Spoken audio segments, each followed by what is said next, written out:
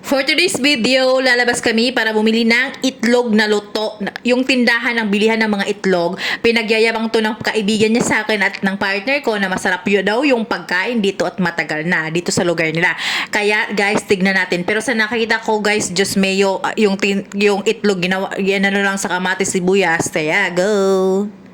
Wala pa niya guys, kaya lang ngayon, kaya niya akong partner tanaw, unsad, pag gilakaw-lakaw niya, napagod na ako sa kakahintay nito, akala ko babae lang yung mabagal kumilos ba.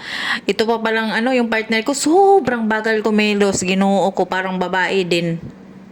Asawa ka, tapos na siya, ginoo ko, ewan ko ano bang ginawa niya.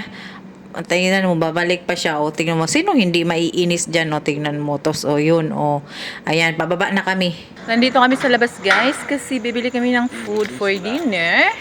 Kaya, hinihintay namin yung friend niya.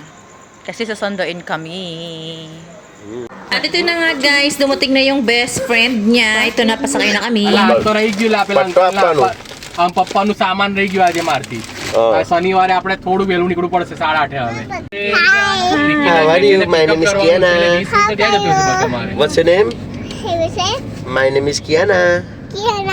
Kiana. At ito na nga guys, nakadating na kami dito sa tindahan ng mga itlogan. Ang tawag dito sa tindahan na to is Radyo Omelette. Sorry guys kasi biyugo ako sa pag-pronounce. Tama ba yung pag-pronounce ko? Radyo Omelette. Baby is right? Radyo Omelette? Radyo? Yeah, Radyo Omelette. Okay, ayan na guys. Nag-order na nga kami at yan yung in-order namin. Bakit naging kulay orange yan? Siguro puno ng spicy. Ayan yung mga guys, yung mga puro itlog yan guys. Yung karatula na yon. At saka nagkakahalaga lang ng pinakamura is 130 to 190 lang. Parang hindi pa umabot ng 200 yung And then, ayan nga guys, yung tinapay nila with butter. Dito sa mga India guys, mahilig talaga sila sa butter guys. Hindi nawawala sa kanila ang butter sa pagkain nila. Ganon sila kahilig sa butter. Ayan. Masarap siya guys, kahit itlog lang yan. Pero pwede naman lutuin sa bahay. Ito nga guys, habang naghihintay kami ng order namin na niluluto, may dumaan na nagsasayaw. Kaya pala guys, ang explanation nito ng aking partner na Indiano at ng kaibigan niya is Ganesha Chaturthi guys. Kasi ngayong araw, September 7, gaganapin yung festival na tinatawag nilang Ganesha Chaturthi Festival. Kung hindi ako nagkakamali sa pagka-pronounce ko guys, pasensya na kayo. Ayan po, sinasalubong po nila ang pa-welcome ni Ganpati Bappa. Yan po ang tinatawag nilang Lord na si Ganpati Bappa. Ayan po yung pa-welcome nila, sa sayo-sayo po. Pero guys, kadalasan nagsiselebrate nito is dito sa Gujarat at saka sa Maharashtra. Hindi po buong India ang nagsiselebrate ng festival na to guys. Pili lang na dito sa India, hindi buong India at hindi po buong tao nagsiselebrate nitong festival na to.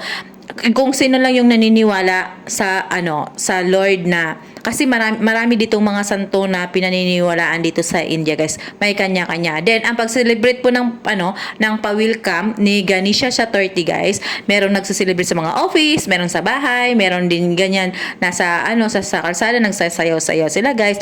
Then 5, 7 or 10 days dinadala nila yan sa ilog para at hahayaan lang siya sa ilog guys at hindi na siya pwedeng ibalik sa bahay pagkatapos guys. Ayan na nga guys, balik na tayo dito sa in-order naming itlog. Ayan, na-order kami ng fried rice.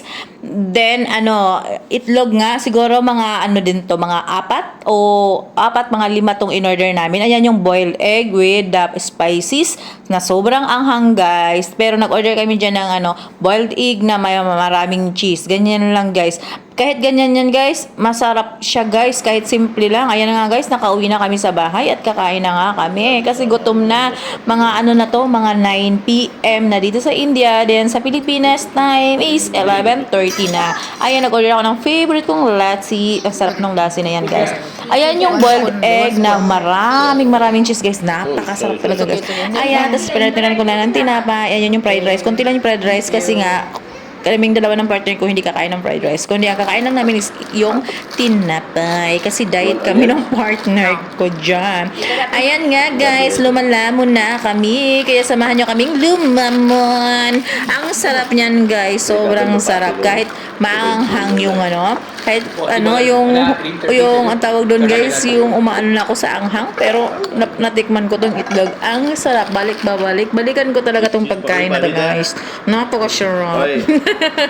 Tinignan ako ng partner ko, nagbo-voice over. Bakit daw ako maingay? Gabi na kasi dito guys. Kaya, thank you for watching guys. Samahan niyo akong lumamon. Why are you looking at me? Please share and subscribe. Thank you. Sabi niya, bakit hindi ko daw sinabi mag-subscribe or follow and share. Thank you guys. Direct sa mga niya niya. Akit YouTube line berry ya boleh ba ya? What do you do? He has a whole cheese cube. She wants cheese from here only. That too spicy cheese.